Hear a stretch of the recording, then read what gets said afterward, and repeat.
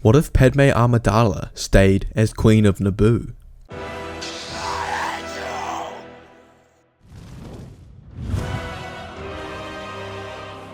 Really quick guys, please check out our membership program for only 99 cents a month, which gives you a cool profile icon and emojis to use in the comments. Padme Amidala gave up her role as Queen of Naboo and succeeded Chief Palpatine as Senator of Naboo shortly after A Phantom Menace. However, in this story, we're going to have Padme remain as Queen of Naboo. Usually a Naboo ruler only does two-year terms, but for the sake of this story, we are going to abolish this. Instead of Padme being Senator, Senator Jar Jar Binks would be asked by Padme herself to take on the role. Around this time, the Confederacy of Independent Systems, also known as the Separatist Alliance, was forming. Queen Amidala was against war, so ordered Jar Jar Binks to be against the Military Creation Act, which would raise an army to defend itself against the Separatists. Amidala and Jar Jar Binks holding this view caused them to be a target for assassination attempts. Nute Gunray held a specific grudge after the invasion of Naboo and hired many bounty hunters, including Jango Fett, to kill her. Now I think the story here, up until the Clone Wars, would go similar to the original story.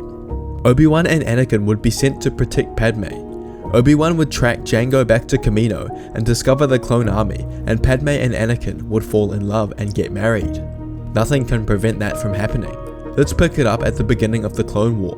Anakin and Padme are newly married, but their relationship is more difficult to maintain as Padme is all the way on Naboo and Anakin is out fighting the Clone War.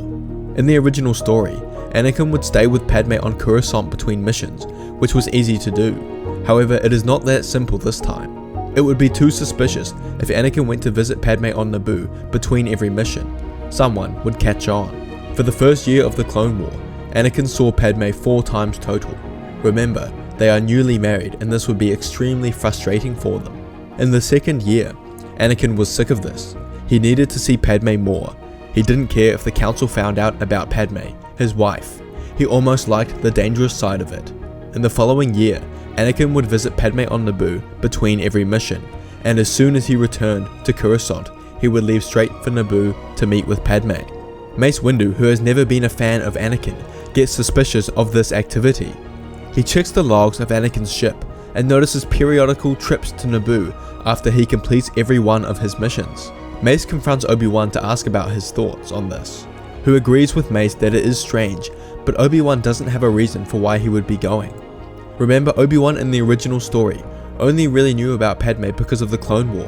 Anakin basically admitted his feelings towards her in the movie, but Obi-Wan seeing their relationship between her, a senator, and him, a Jedi, made him realize that they were more than friends. It is not this case with this story. Obi-Wan simply tells Mace that it could be because he feels a connection to the planet with the Force, or something like that. Obi-Wan wasn't too sure. Mace doesn't buy it, and tells Obi-Wan that he senses a disturbance in the Force. He tells him that next time Anakin goes to Naboo, they will follow him together to see what he does. Anakin returns from his last mission with Ahsoka and he wastes no time. That night, he boards his cruiser that Mace Windu has planted a tracking device on and sets off for Naboo. Obi-Wan and Mace follow closely. They land a few hundred meters away from Anakin, trying not to be too suspicious. Anakin can sense something isn't right, but is blinded by his desire to see Padme. He landed on the outskirts of Theed and used a speeder to make his way to a house in the upper class region of the city. Mace and Obi-Wan follow closely. Anakin rushes to the door and embraces Padme like he hasn't seen her in forever. He grabs her in a way no Jedi should. Mace and Obi-Wan watch in shock and horror. They didn't expect this. Obi-Wan asks Mace what they should do, who tells him that they should leave and deal with this back on Coruscant. Together they head back to Coruscant, and Obi-Wan can sense the frustration within Mace. His suspicions all this time have been right. The next day, the Jedi High Council summons Anakin to their chamber. Anakin arrives the day later, obviously annoyed at the Jedi for shortening his time with Padme. Mace and Obi-Wan haven't told the rest of the council about the reason for summoning him, but they're about to find out. Mace begins by asking Anakin if he has anything to tell them, who tells them that he doesn't. Mace tells him that he has directly broken the Jedi Code through his marriage and attachment to Queen Amidala of Naboo. Anakin's eyes go wide in shock, and the other masters around the room mutter words of surprise. Mace asks Anakin if it's true, and Anakin knows he can't hide it, so admits that it is. Mace tells Anakin that he has two options: either denounce the marriage and leave Padme, or he will be removed from the Jedi Order and forced to give up his lightsaber. Anakin takes a side look at Obi-Wan for his support, but he simply looks away. Anakin feels betrayed. Anakin unclips his lightsaber from his belt and drops it on the floor and walks out of the room. Anakin meets Ahsoka on the way out, who can tell that Anakin is furious and asks him why. He tells her that he's been kicked out of the Order and she will be able to find out the details later, but for the time being will be assigned a new master. Anakin moves past her towards the entrance of the temple, leaving Ahsoka behind. Obi-Wan would face some level of consequence, allowing this to happen under his nose. Anakin would fly straight to Naboo to see Padme and tell her what has transpired. She seems concerned for Anakin as he has lost the Jedi Order, his life, but Anakin is not fussed. He was always willing to leave the Order for Padme. This is almost a blessing in disguise. He only wishes he had more support from his master. The two spend the evening together, happy that they now don't have to move around in silence and can reveal their relationship to the galaxy, in which they do. The next few months are interesting. Something changes within the Jedi Order. Anakin Skywalker, the Chosen One, the hero of the Clone Wars, was kicked out for having attachments and a wife. Many Jedi can't believe this. Can't believe that he was so powerful, even though he didn't follow the Jedi Code strictly. This adds to the doubt within the Jedi Order. Can attachments be so bad if Anakin was able to get as strong as he was? Anakin and Padme's relationship is public. They live together on Naboo and Anakin travels with her as she carries out business. Anakin is a little wary of finding his purpose, but right now is enjoying the time with his wife. Ahsoka has been assigned to Master Plo Koon, as the Council believes only their history can right the corruption that Anakin has bestowed upon her. Anakin has reached out to Obi-Wan and Ahsoka, but there has never been a reply. Obi-Wan feels like he's a failure to Anakin and Qui-Gon, and he can't bear to face Anakin. Ahsoka has been forbidden to make contact with her old master. Palpatine begins to make his moves. We're 2 years into the Clone Wars, and Palpatine makes an effort to come to Naboo more often. He meets with Queen Amidala, and obviously Anakin joins them, an old friend. Every time they meet, he talks negatively about the Jedi, whether it's their failures in battle or inability to follow orders. A few months pass by, and Padme reveals to Anakin that she's pregnant with his child. Anakin is ecstatic. Chancellor Palpatine is coming to visit the following day, so they can tell him the good news. However, that night, Anakin has a nightmare of Padme dying in childbirth with their children. Anakin wakes sporadically. He can't let this happen again. He won't. Palpatine comes the next day and continues his spews against the Jedi, even going so far to say that he thinks they might be intentionally prolonging the war. Padme tells Palpatine about their news, and he congratulates them, although he can't help but notice Anakin doesn't seem very happy and asks him what this is about. Anakin trusts Palpatine, tells him the truth about his dreams and how they were similar to those of his mother all those years ago. Palpatine is trying very hard not to grin. He knows Anakin has the power of Force sight to see into the future, but he didn't imagine an opportunity like this would present itself. He can definitely use these dreams to manipulate Anakin. Palpatine tells Anakin that he will do anything he can to help, and knows that together they will not let Padme die in childbirth. Palpatine tells the two that he should get going, and Anakin tells him that he has some business on Coruscant and asks to join him. Anakin goes to the Jedi Temple and presents himself in front of the Council. Mace asks Anakin if he's decided to end his marriage and rejoin, but Anakin shakes his head, so Mace asks him why he's here. Anakin tells them about his nightmares of Padme and his previous nightmares of his mother. He is afraid that he is sensing the future and will do anything to stop it. He asks, almost pleading for their help. Yoda tells Anakin to be careful when sensing the future, and that a fear of loss is a path to the dark side. Anakin asks him what he should do, and Yoda tells him to learn to let go of everything he feels to lose. But I think everyone in that room knows that that isn't going to happen. Anakin tells the Master that there must be another way, that there are things about the Force that they are not telling him. Mace tells Anakin that they are not, and that Yoda has told him what to do, and whether he listens is up to him. Anakin looks at Obi-Wan and asks him if he has anything to say, but he remains quiet, ashamed. Anakin leaves. He believes the Masters are hiding secrets about the Force from him. On his way out, he bumps into Ahsoka, who takes one look at Anakin and completely ignores him. Anakin goes to approach her, but she continues her path away from him. Plo Koon and the Jedi's new tutelage of Ahsoka is working. Anakin yells at Ahsoka as she's walking out, letting rage getting the best of him. Anakin leaves the temple and feels lost, fearful and angry. Lost in life, fearful that he has no way of saving Padme, and angry at the Jedi Order for keeping things from him. He goes to Palpatine's office and tells him about the meeting. Palpatine tells him that he's not surprised and the Jedi can't be trusted.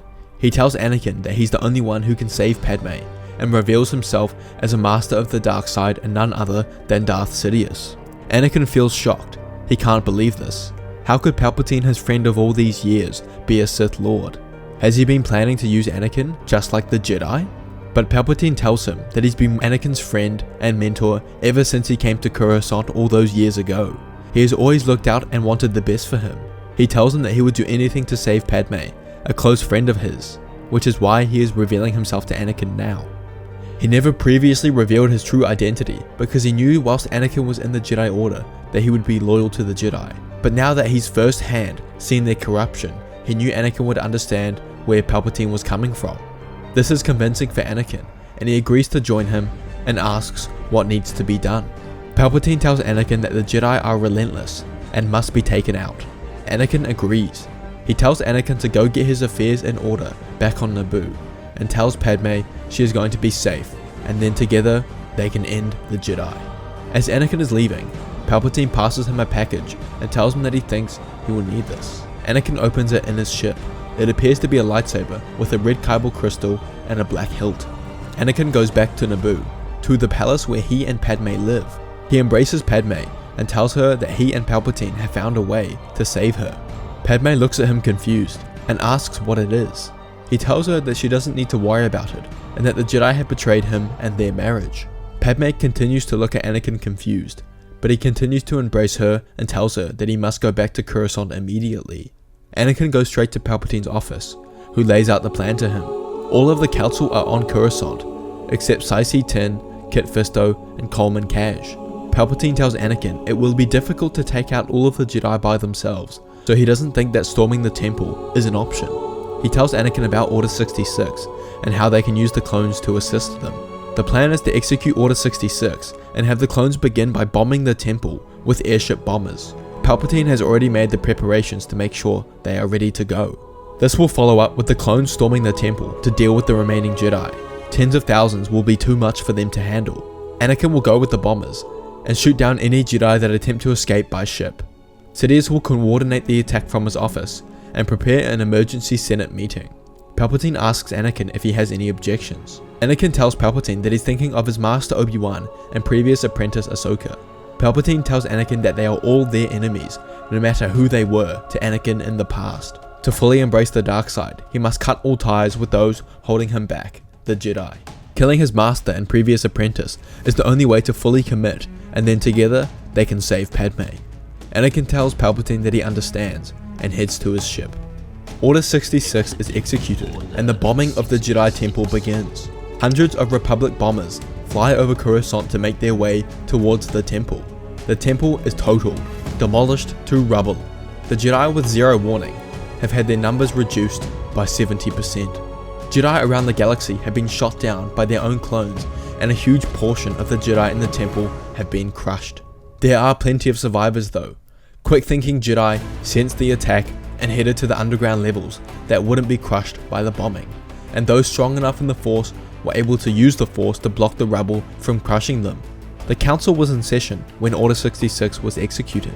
They all felt it at once, and even watched Kit Fisto and Saisi Tin gunned down by their own men on the holograms. Coleman Cash ignites his lightsaber and begins to block blaster fire as his hologram goes out. Kiadi Mundi stands up and suddenly asks what is happening. Mace tells them that the Sith is attacking. Mid-sentence he stops. He senses the bombers coming on their way. He tells them that they need to head underground immediately. On their way, they tell as many Jedi as possible to follow them.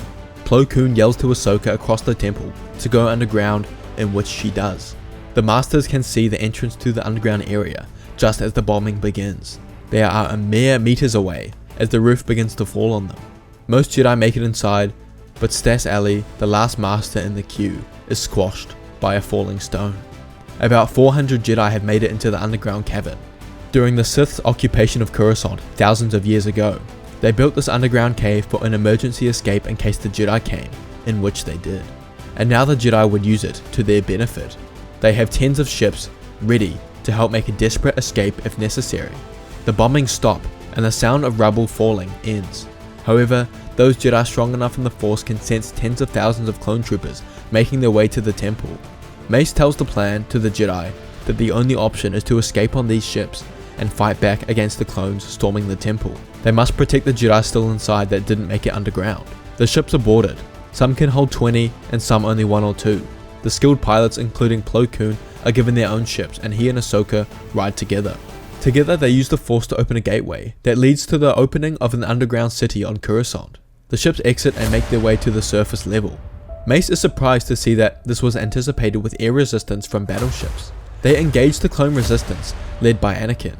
Anakin makes his way to the big cruisers first, easily maneuvering past the smaller fighters, and shooting down the bigger ones. Mace is confused. He senses his pilot is strong in the Force. No clone should be able to do what he is doing. The Jedi are ultimately defeating the clone pilots, except for this one unknown being strong in the Force that is taking them out one by one. Anakin chases Depa Billaba, who is manning her own ship and dodging Anakin's attack. She takes a sharp turn but oversteers it, and runs right into Anakin's shot. Her ship bursts into flames, and Anakin flies right through it. However, on the opposite side is Plo Koon, who anticipates Anakin flying through the fire, and shoots and damages his left wing as he goes through.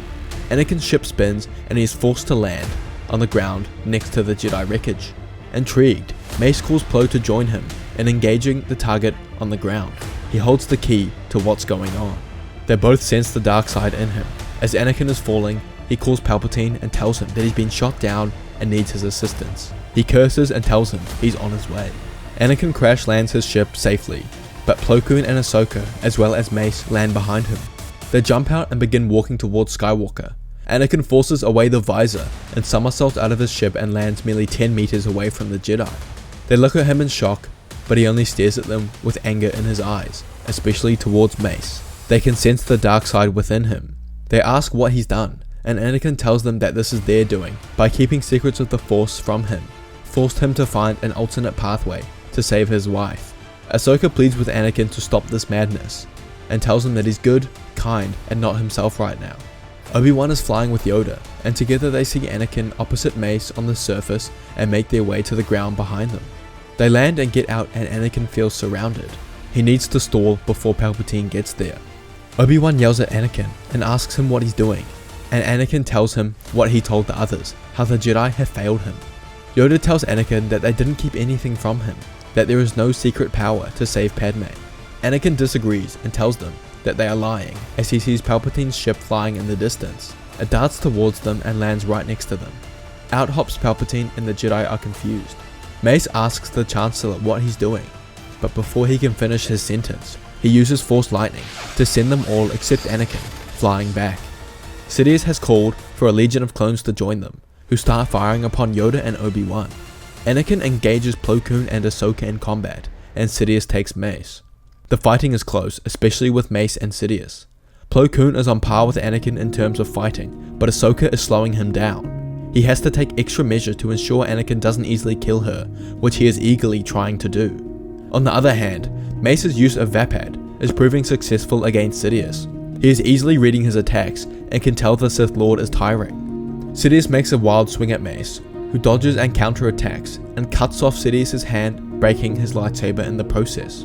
Sidious spins with his other lightsaber, but Mace steps in close, shoulders Sidious in the chest, and slashes his neck with his purple lightsaber, ending the Sith Lord. Mace stands over his body, triumphant. Anakin looks over and yells out to his master, who is dead on the floor. He gets even more enraged and kicks Plo Koon back and grips Ahsoka's throat with the Force. He goes to stab her abdomen with his blade, but Yoda and Obi-Wan force him out of the way. They have successfully defeated the Clone Battalion together. Mace, Obi-Wan, Yoda, Plo Koon, and Ahsoka surround Anakin in a circle. Obi-Wan tells them that this is over, who responds by saying they underestimate his power. He uses the Force to claim Sidious's other lightsaber and rushes at Mace. This fight doesn't last long, it's a 5-on-1. Plo Koon cuts off Anakin's robotic arm, and Obi-Wan destroys Anakin's new lightsaber. In desperation, he tries to force all of them back, but he's weakened. Mace kicks him in the face, and Anakin collapses unconscious. In the following months, the Republic learn of Palpatine's identity, and Bail Organa takes over as Supreme Chancellor. Order 66 has stopped, however, the damage has been done. The Jedi's numbers are down to 100 or so. The Clone War, however, doesn't end. Dooku is still head of the Separatists, and now with Sidious's death, the grand plan is over. The only way for him to see change in the galaxy is for the Separatists to win the war and eliminate the Jedi. The Jedi agree to fight alongside the clones for the rest of the war. Without Sidious pulling the war's strings, the Republic army takes favor. The Separatists are undermanned, underfunded, and the Republic is still on top. The war ends with Dooku's death on Sereno, concluding the end of the Separatists. And this time, Anakin was imprisoned on Coruscant. No one, not even Padme, could visit him. Padme was told of Anakin's betrayal, but she didn't believe he could do any of those things and demanded to see him, but was never allowed. She successfully gives birth to two twins, Luke and Leia.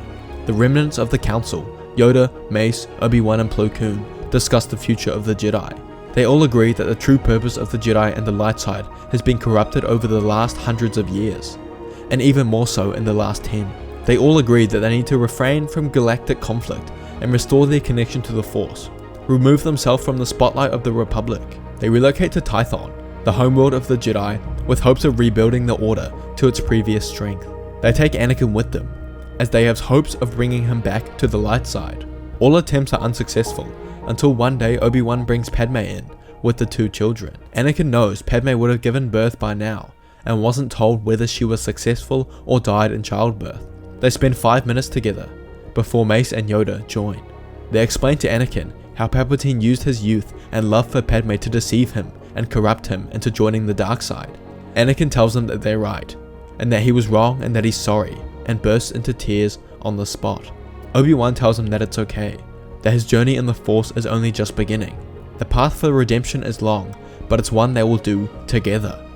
Thanks for watching, guys. Don't forget to check out our membership program for cool emojis and icons. We also respond to members' comments first.